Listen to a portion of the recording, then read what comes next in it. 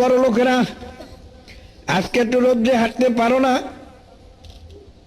সাধারণ গরম সহ্য করতে পারো না, এয়ার কন্ডিশন ছাড়া থাকতে পারো না, আরে নরম বিছানা ছাড়া ঘুম আসে না, শক্ত বিছানায় শুলে পিঠে কাটার মতো লাগে, খালি পায়ে হাঁটতে পারো না, মাটির চাকা তোমার কাছে কাটার মতো লাগে।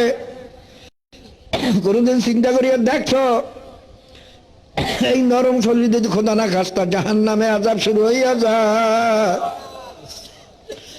জাহান্নামে সাপ বিচ্ছুর কামড় সহ্য করতে পারবে কিনা? মনের বুঝাইয়ে দেখো কিয়ামতের ময়দানে এই সূর্যটা যেটা এখন 9,30,00,000 মাইল দূরে, এই সূর্য যখন 1 হাত বা 1.5 হাত মাথার উপর করিয়া ছাড়বে আল্লাহ, সেই গরম সহ্য করতে পারবে কিনা? এখন তো রোদ্রে বাইরেও না, রোদ্র সহ্য করা যায় না, কিয়ামতের ময়দানে সহ্য কেমনে করবি? ফাইযা শাক্কাতিস সামাউ ফাকানাত ওয়ারদাতান কাদ্দিহান, সিংহায় ফুৎকারের সঙ্গে সঙ্গে যখন আসমান টাস টাস করিয়া ফাটিয়া 2 ভাগ হইয়া যাইবে, সূর্য 1 হাত বা 1.5 হাত মাথার উপরে উপরে মাওলা সারিয়ে দেবেন। এখন সূর্যের বুক উপরের দিকে, পিঠ নিচের দিকে, বাবা 9,30,00,000 মাইল দূরের থেকে সূর্যের পিঠের গরম। তারপরে তফসিরে লেখে 70,000 ফেরেশতা সব সময় সূর্যের উপরে বরফ ছিটাইতে আছে, যেন সূর্যের পিঠের পূর্ণ গরম ও জমিনে না লাগে। বাবা বৈশাখ জ্যৈষ্ঠ মাসে, আষাঢ় শ্রাবণ মাসে, ভাদ্র মাসে এই রৌদ্রই সহ্য করতে পারি না। আল্লাহ,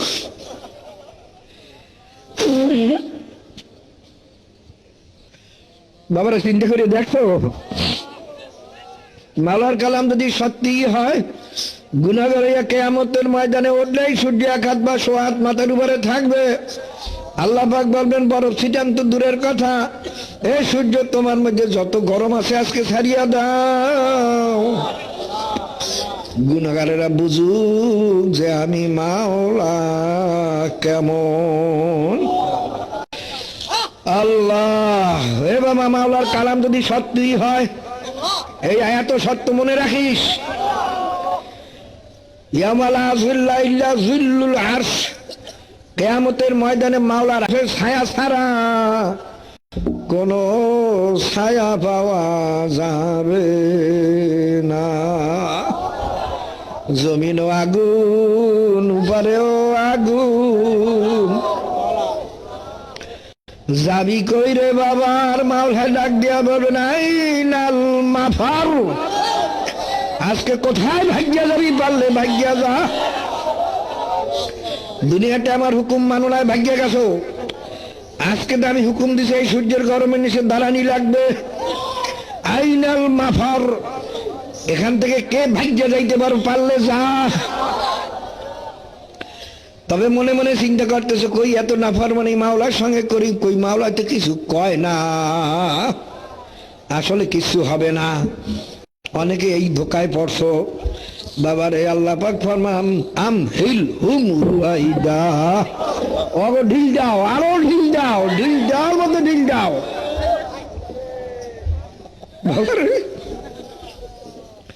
বড় একটা মাছ যদি বড়শিতে লাগিয়ে যায়, কোন বোকায় বাবা এক চোরে টান দেয় না, জানে জোরে টান দিলে হয়তো বড়শি ভাঙবে, অথবা সুতা ছেড়বে, অথবা ছিপ ভাঙ্গিয়া যাইবে, ওই হুইল ছাড়িয়া দেয়। মাছে সারা পুকুরে ঘোরে আর বলে, ও বড়শিওয়ালা, আমাকে তো রাখতে পারলো না, আমি তখন ইচ্ছা মতো ঘুরতেছি, আমার যেহেতু শক্তি বেশি।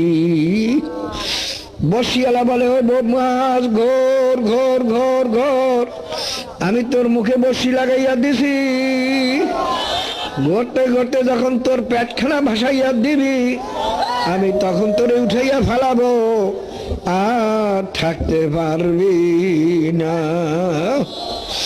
মাওলা বলেন, কুল্লু নাফসিন যায়িকাতুল মাউত, আমি প্রত্যেকের মুখে মৌতের বর্ষি লাগাইয়া দিছি। ঘর ঘর ঘর, যত বড় নাফরমানি কর, সাই সাইয়ে দেখতে আসি।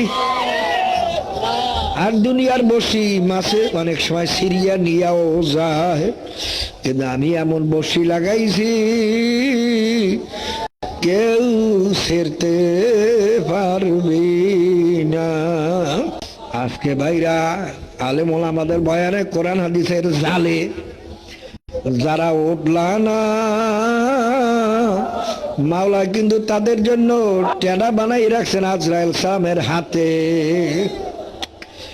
বাবারে যেদিন আজরাইল সালাম এসে কলজের উপরে টেনা মারিয়া কলজের রাগগুলো সিরিয়া সিরিয়া উঠাইয়া নিয়ে যাইবে,